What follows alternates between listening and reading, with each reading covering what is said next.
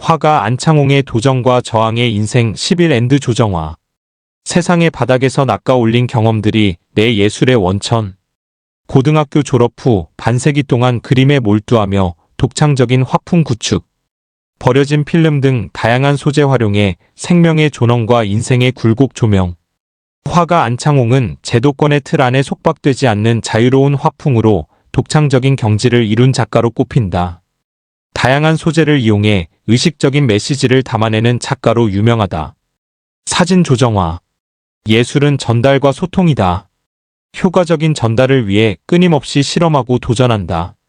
화업 50년 넘게 다양한 매체를 넘나들며 굵직한 작품을 선보인 화가 안창홍 70의 말이다. 그는 1953년 경남 밀양에서 태어나 어려서부터 타고난 재능으로 두각을 나타냈다. 복잡한 가정사로 중학교 졸업 이후 집을 나와 독립한 뒤 어렵게 고등학교를 졸업했다. 이후 제도적인 교육의 필요성을 못 느껴 일찌감치 독자적인 길을 걷기 위해 1989년 스스로 유배를 자처하며 당시의 오지나 다름없는 양평으로 들어가 본격적으로 그림에 몰두한다. 어린 시절의 환경적인 영향으로 길들여지지 않는 야생마처럼 저돌적이고 직선적인 기질은 훗날 부조리한 사회현상의 저항 정신으로 표출되고 현대라는 이름으로 자행되는 야만의 문화, 나아가 인간의 삶과 죽음에 대한 근원적인 물음에 화두를 던지게 된다. 한때 현실과 발언의 작가들과 활동했으며 1971년 사루비아 꽃밭을 시작으로 가족사진, 얼굴, 베드카우치, 이름도 없는 등과 가장 최근의 유령 패션에 이르기까지 대상만 달라질 뿐 시대 정신을 외면하지 않고 일관되게 부조리한 한국 현대사의 아픔에 대한 강렬한 작품으로 주목을 받았다.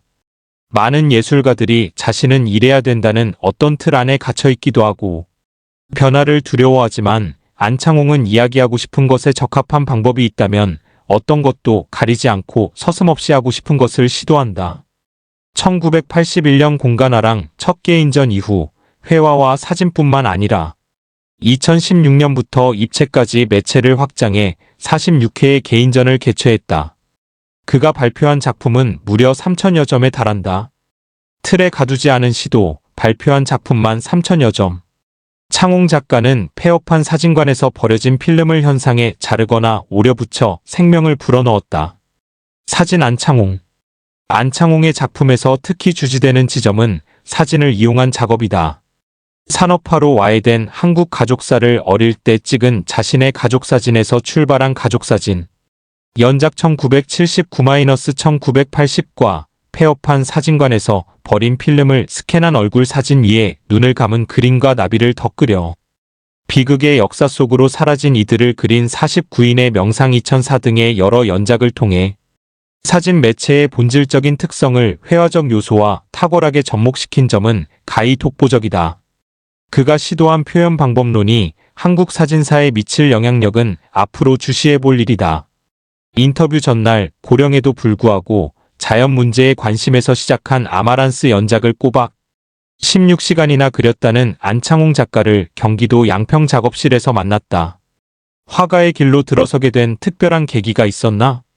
온종일 마당에 앉아 그림을 그리거나 종이에 온갖 그림을 그리면서 시간 가는 줄 몰랐다. 중학교 미술부 시절 학교 선생님들과 주변 사람들이 잘 그리고 잘 만들고 잘 쓴다고 일찍부터 알아봐 주셨다. 고등학교 졸업 후 대학을 가지 않고 바로 그림판에 뛰어들었다. 오갈 데가 없을 때 친구가 자기 화실을 쓰게 해줬다. 먹고 살아야 해서 그림을 가르쳤다. 취미로 학생을 가르치다 입시 미술을 했는데 점점 학생들이 많아지면서 불안했다. 대학이 싫다고 안 간 사람이 입시생을 가르치는 것은 말이 안 된다고 생각했고 자칫 돈의 늪에 빠질 수 있어 화실 문을 닫았다. 당시 결혼에 아이들도 있어 어려웠지만 내 기질이 삶에 대한 두려움이 없고 내가 하고 싶은 일을 해야만 했다. 지금의 양평으로 들어와 본격적으로 전업작가의 길을 걷게 됐다. 사진을 자르고 뚫고 덧그려 질곡의 시대상 반영. 덤불을 뚫고 자란 아마란스의 붉은색을 강조해 강인한 생명력을 화폭에 담았다. 사진 안창홍. 미술대학을 가지 않았기 때문에 잃은 것과 얻은 것이 있다면? 대학을 안 가봐서 내가 뭘 잃었는지는 모르겠다. 다만 우리나라 미술판에서 활동하는 사람들의 면면을 통해 유추해 볼 수는 있다. 어느 대학을 나와서 그림이 더 훌륭하다든지 아니면 훨씬 더 지성적이라든지 그런 사람은 아직 못 봤다. 그렇기 때문에 이른 게 있을 리 없고 대학이라는 곳에 큰 매력을 느끼지 않는다. 오히려 예술가의 삶을 세상 바닥에서 낚아 올리면서 무수히 많은 경험을 할 수 있어서 좋았다. 안창홍 작가만의 스타일을 구축한 첫 작품은 1970년대 후반부터 80년대 초반까지의 가족사진 연작이라고 할 수 있다. 그 배경이 궁금하다. 사진을 이용한 작업으로는 내가 어렸을 때 찍었던 우리 집 가족사진이 가족사진 연작에서 사용한 첫 사진이다. 아버지는 출장 가서 같이 못 찍고 외숙모 외삼촌 이모와 함께 내가 어머니 품에 안겨 있는 사진이다. 이 사진으로 가족사진 시리즈를 처음 시작했다. 사진 표면 위에 그리거나 물감을 뿌리는 등 사진에 담긴 어떤 시간의 역사 속에 상처를 그려 넣었다. 두 눈을 뚫기도 하면서 황폐하고 황량할 수밖에 없었던 환경이라든지 인간의 내면까지 표현하고 싶었다. 질곡의 역사와 상처를 가지고 있는 소시민들의 한국 가족사를 통해 내 나름대로는 대한민국의 시대상을 반영하고자 했다. 사진을 활용한 작품이 많은데 사진의 어떤 점 때문인가? 사진만이 가지는 매력이 있다. 모든 사진은 시대를 기록한 것이고 그 상황이 있었던 현실이다. 그래서 사진 속으로 시간 여행이 가능하다.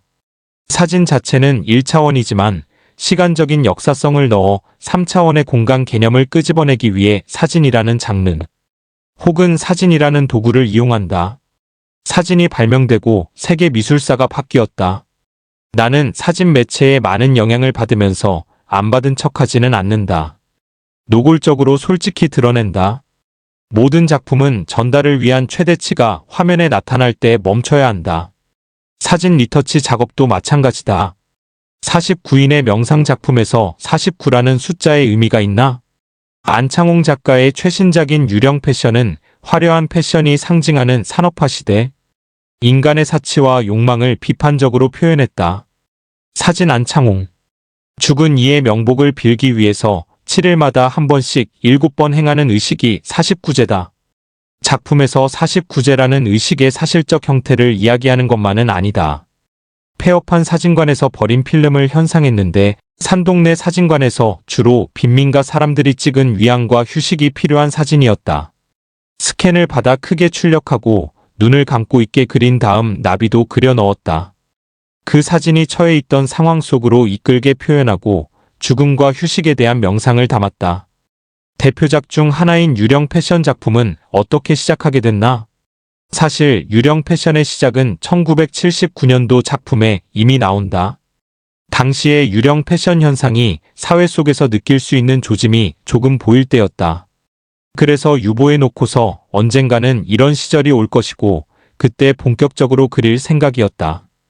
패션이라는 것이 가지고 있는 산업, 인간의 사치와 욕망에 대한 비판 등을 담아 오래전부터 유령의 도시를 그릴 생각이었고 유령 패션 연작이 유령 그리기의 첫 시작이다. 작업실에 아직 물감이 채 마르지 않은 아마란스의 붉은색이 인상적이다. 신이 내린 곡물이라고 하는데 용문사암 노지에서 자라고 있는 것을 처음 봤다. 잡초하고 엉켜서 어떻게든 살아남으려는 그 에너지가 엄청났다. 붉은색이 마치 정육점에 있는 생고기 동물처럼 다가왔다. 이걸 그려야지 생각하니 심장이 두근거렸다. 봄이 되면 매년 아마란스를 마당에 심어놓고 보면서 계속 그리고 있다. 폐업한 빈민가 사진관에서 구한 필름에서 영감 얻기도. 지금까지 살아오면서 가장 기억에 남는 사진 한 장이 있다면? 4살쯤 되었을 때 밀양에서 추석 전날 찍은 사진이다.